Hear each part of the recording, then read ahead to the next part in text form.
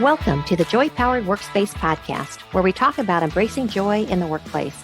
I'm Susan White, owner of Susan Tinder White Consulting, an HR consulting practice. With me is my co-host and dear friend, JoDee Curtis, owner of Purple Ink, a large HR consulting firm. Our topic today is You and the EEOC. The U.S. Equal Employment Opportunity Commission is a federal agency that was established via the Civil Rights Act of 1964 to administer and enforce civil rights laws against workplace discrimination. The EEOC provides an overview on their website that explains that they are, and I quote, responsible for enforcing federal laws that make it illegal to discriminate against a job applicant or an employee because of the person's race, color, religion, sex, including pregnancy, transgender status, and sexual orientation, national origin, age, and that's 40 or older, disability, or genetic information. Most employers with at least 15 employees are covered by EEOC laws, 20 employees in age discrimination cases. Most labor unions and employment agencies are also covered. The laws apply to all types of work situations, including hiring, firing, promotions, harassment, training, wages, and benefits. The EEOC is headquartered in Washington, D.C., and they have 53 regional offices. Many of our listeners are business leaders and HR professionals who want to make sure they stay on the right side of the EEOC. Sometimes, even when an employer thinks they're doing everything right in their treatment of employees, an applicant or existing employee or former employee will file an EEOC charge alleging they were discriminated against. This can cause employers angst, fear, and defensiveness, none of which may be a good use of energy or usually helps to resolve the issue. Now, a word from our sponsors. We're always looking for new ways to remind you and help you to find your joy. So we've created a brand new joy-powered shop. You can find our books and our brand new joy-powered journal there. And we've also included some items to help you power your joy, like candles, Java, and more. Check it out on our website at getjoypowered.com/shop. And between now and July 31st, 2021, you can get 10% off your order with the code PODCAST. Again, that's getjoypowered.com/shop and promo code PODCAST. We thought it would be helpful today to talk to an expert at the EEOC. It is my pleasure to introduce Gina Carrillo. Gina has been a trial attorney with the EEOC for 6 years, specializing in federal employment discrimination law. She has aided the agency in complex litigations and investigations in her time, as well as participation in educating the community. She previously was in private practice, but has always enjoyed employment law. She is barred in Arizona and California and currently resides in Phoenix. On a personal level, I've known Gina for almost 4 years, and I've watched her become a super mom to a very bright and darling 2-year-old son, Orion. Gina, welcome. What does the EEOC do? Well, the Equal Employment Opportunity Commission, it's a federal agency that is charged with enforcing the federal employment discrimination laws. It's its own agency, which is headed by 5 commissioners. So the federal discrimination laws that we enforce include Title VII of the Civil Rights Act, the American with Disabilities Act, the Equal Pay Act, the Age Discrimination in Employment Act, and the Genetic Information Non-Discrimination Act. So before an individual can file a lawsuit of employment discrimination, they have to file a charge with the EEOC or with their local civil rights agency. The EEOC processes, investigates, and in some cases litigates on the basis of these charges of discrimination. And so your particular role, you get involved when it hits what part? Is it the litigation, or do you look at charges? Where do you fit in? Actually, well, I do look at charges sometimes, but I mostly come in the parts of litigation.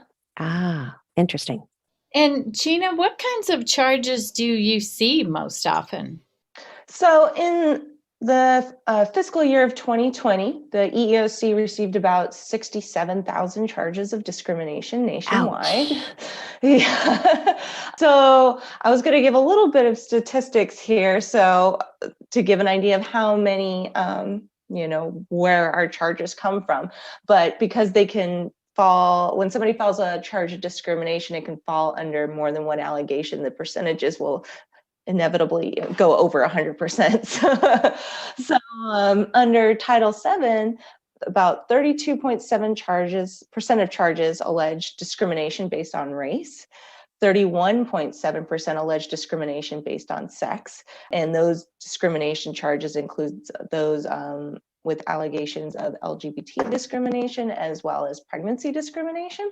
And then there's a lot of other statutes that we do that encompass less of those charges, but the big one that we see more than anything else is going to be retaliation. Retaliation is something that we see all the time. It's prohibited under all of the statutes under our jurisdiction. Someone may be alleged to have been retaliated against when they imposed what they reasonably believe to be discrimination or participated in an investigation of discrimination. And then they were subject to an adverse employment action, which can include discipline, it can include termination. So last year, 55.8% of all the charges the EEOC saw included an allegation of retaliation by the employer. Wow. That blows me away. Me too. I wouldn't have guessed that. So what are some novel issues that the EEOC is currently facing? As I mentioned very briefly, LGBT issues is something that is now rising with the EEOC. Last year or the year before, the Supreme Court ruled that Title VII does cover sexual orientation as well as other LGBT issues under Title VII. So now we're able to look at those charges and evaluate our cases in those lights. Another big one we've seen, especially in this past year, is discrimination against Asian Americans and Pacific Islanders, especially with the coronavirus. There's been an uptick in discrimination against Asian Americans in the workplace. And then an issue that I personally find to be a growing and developing issue that oftentimes employers tend to struggle with is mental illness under the Americans with Disabilities Act. Oftentimes, employers will have somebody who comes to them asking for an accommodation for some particular mental illness, whether it be depression or PTSD or other issues that they're not always well equipped to handle and don't necessarily know how to educate themselves or their employees on how to approach these certain individuals who also need to work and be in the workplace. Yeah, very interesting. And when there is a complaint of discrimination, what kind of responses are you looking for from employers? It's the same thing that kind of an internal versus external complaints, like how they should be handled, and this would be similarly. So what should your reaction be as the employer? Well, a well-documented, thorough investigation of a complaint and any internal complaint is always a great first step on how to approach things, because really in my opinion, what employers can do to protect themselves is take any necessary actions to discipline the person responsible for the discrimination and to prevent further discrimination from happening in your workplace. So some example areas where I see employers get into trouble is they only provide one person for someone to complain to about discrimination. And sometimes that person is in fact the discriminator, so nobody knows, or the employee doesn't know where else necessarily to go to.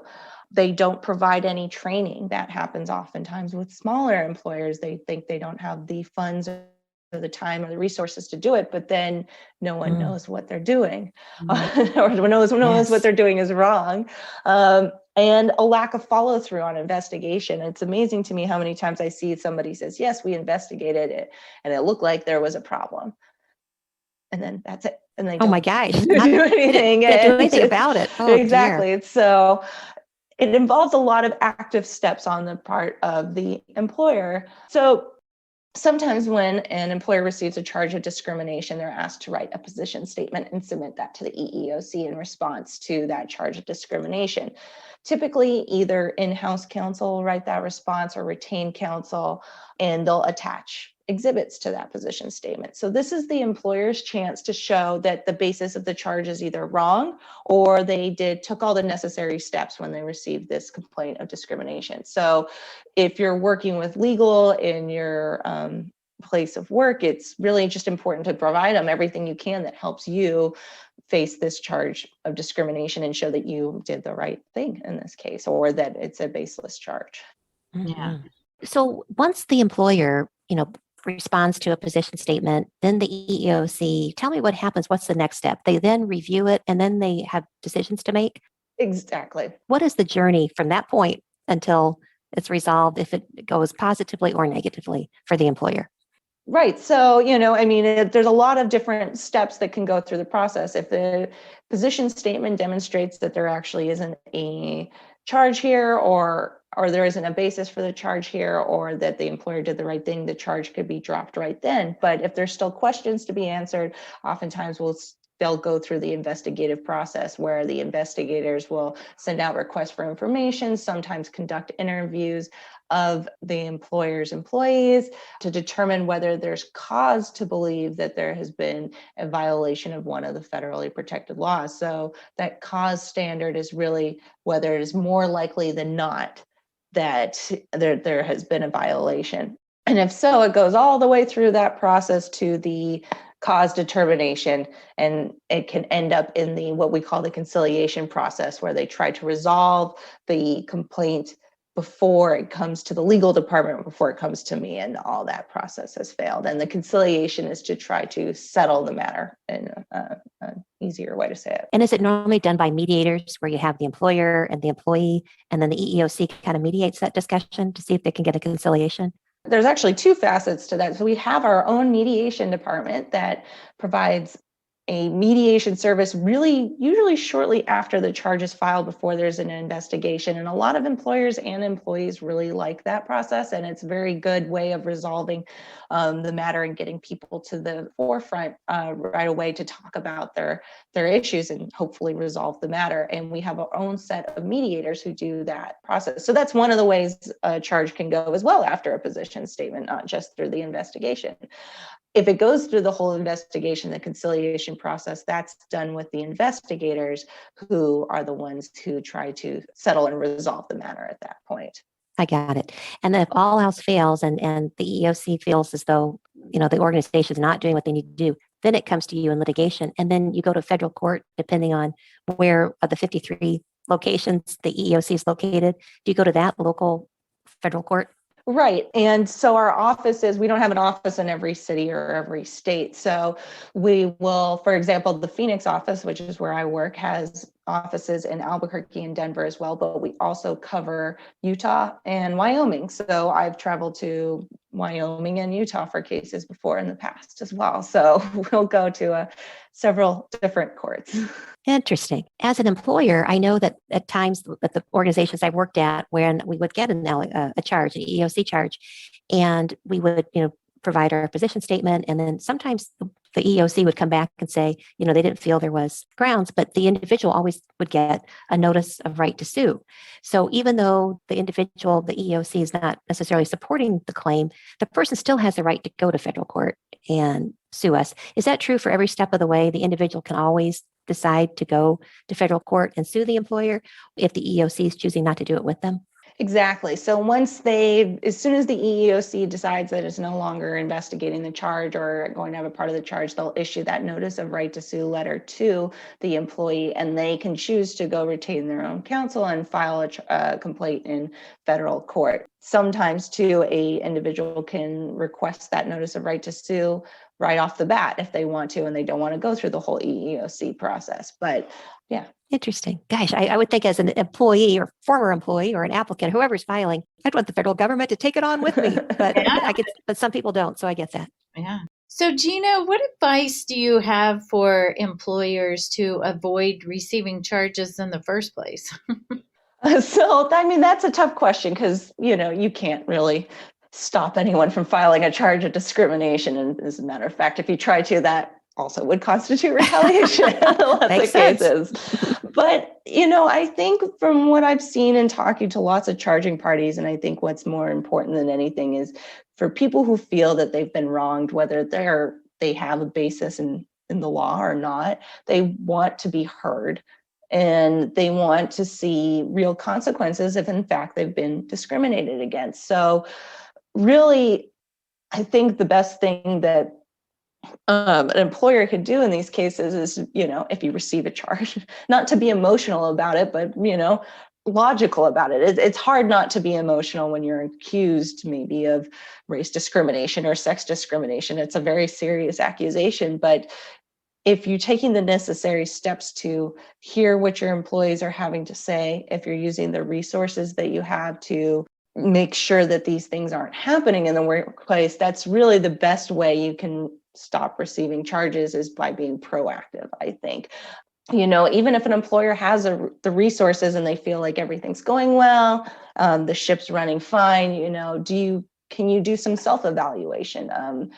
For example, like, what are your hiring practices like? Are you noticing that your company is starting to exclude older applicants and not bringing on people who are older, who are applying and trying to come into the workplace? And ask yourself why that's happening.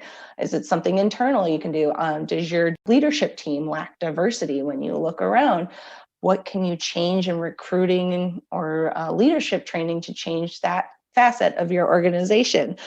So I think that self-evaluation and dedicating the resources is really the best way to avoid receiving charges. Yeah, that makes sense. So Gina, any other advice you have for our listeners? No, as I kind of said, educate resources, especially for smaller employers. I feel like oftentimes what I see is employers really just want to do the right thing, but they haven't put the resources where they need to and made this area a priority for them. A lot of the violations I see, and especially the ones that I've litigated, really just come from a lack of training and a lack of knowledge, and letting old stereotypes just kind of run wild in the workplace, especially, for example, against pregnant women, and just assuming what they can or cannot do in the workplace. I know that employers are balancing multitudes of fires every day with every asset of their business, but, I know I'm biased in saying this, but I think when employers spend time and resources educating their staff on what discrimination is, how to recognize it, and how to safely report it, employees are just generally going to have higher morale in the workplace and be more functional and efficient. Gina, JoDee, and I agree with you 100%. If you want a joy-powered workspace, people have to understand what discrimination is and how to avoid it. And you're preaching to the choir. I bet you are to our listeners as well. Well, and don't you think a lot of, especially smaller businesses, think that I don't have the resources I don't have the money to invest in this, but yet they're spending the money on the other end, right? Why not do it up front and do it right and create this joy-powered workspace and be a place where people want to work? Exactly. So true. Well, Gina, thank you so much for coming today. It's really been helpful. It's very kind of you and the EEOC to spend the time with us and our listeners today. Absolutely. Thank you. Now, a word from our sponsors. Are you looking to find more joy in your work by building skills and confidence in your leadership abilities? The fourth cohort of the Joy Powered Leadership Program will be starting in the fall of 2021. The group will meet virtually once a month for a leadership learning session where they'll learn from expert trainers, discuss hot topics, and network with other leaders. Participants get 2 individual coaching sessions and other resources and perks as well. This year, Purple Ink is offering a scholarship for one person to join the program free of charge. If you know someone who would be a great fit for the cohort, send us your nomination by June 23rd. And yes, you can nominate yourself. Learn more about the program at purpleinkllc.com/joypoweredleadership. That's purpleinkllc.com/joypoweredleadership. Susan, our listener question today comes from a listener in Arizona who reached out to us. He recently started a new job. When he completed his onboarding paperwork online and he came to a section asking him to select his gender and race, he inserted male and prefers not to specify for the race question. Within a week, he got a call from the recruiter who was part of the hiring process, who asked him to go back in and select a race. He wondered if this was legal and whether it is or not, why would an employer push on this in today's racially sensitive world? I really like this question. JoDee and I are not lawyers, and as we always say, we don't give legal opinions. So, my guess is that this company either is an employer with at least 100 employees or a government contractor or subcontractor who have 50 or more employees and contracts of at least $50,000 a year. So, they need to file an EEO1 report annually. In an EEO1, you report on the racial or ethnic and gender composition of your workforce by specific job categories. Consequently, organizations ask their employees to self identify. If an employee declines to self identify, you are still responsible for reporting race and gender information, which I get it, it's problematic. Some employers have told us that they rely on observer identification or other available information that they can find, which honestly makes me personally uncomfortable labeling individuals based on what we think we're seeing. And I think it invites inaccuracies. So, although we think that's in practicality what companies are doing, we would love to hear from any of our listeners. What is it that you do? And if you faced this issue before? Interesting question. Time for In the News. McLean and Company recently released their 2021 HR Trends Report. They interviewed 850 business professionals across the globe in September and October of 2020. They found the top 5 priorities of organizations at that time were: Number 1, recruiting. Not surprised about that one. No. Number 2, development of leaders. Number 3, controlling labor costs and maximizing labor spend. Number 4, diversity, equity, and inclusion. It reached the top 5 for the very first time. That's surprising. And number 5, providing a great employee experience. I think all of those are really smart for companies to focus on. But what fell out of the top 5, which honestly was surprising to me given the pandemic backstory of 2020, was supporting change. So I think it's probably a really close number 6 that we in HR need to be really focusing on helping our organizations support change that they're going through. Absolutely. Well, thanks for joining us today, and make it a joy-powered day. Thank you. If you would like SHRM recertification credit for listening to this podcast, please visit getjoypowered.com/SHRM. You'll find an evaluation of the podcast, and once you complete the evaluation, you will see the SHRM recertification credit code and a link to a proof of participation certificate. Again, that's getjoypowered.com/SHRM. Thank you for listening, and thanks for your dedication to the HR profession. Thank you for listening. If you liked the show, please tell your friends about it and let us know what you think by rating and reviewing us on Apple Podcasts. You can learn more about Joy Powered at getjoypowered.com. Check out the Joy Powered shop, where you can order our books, journals, and other items that power our joy at getjoypowered.com/shop. We're at Joy Powered on Facebook, LinkedIn, Instagram, and Twitter, and you can email us at joypowered@gmail.com. We hope you tune in next time. Make it a joy-powered day.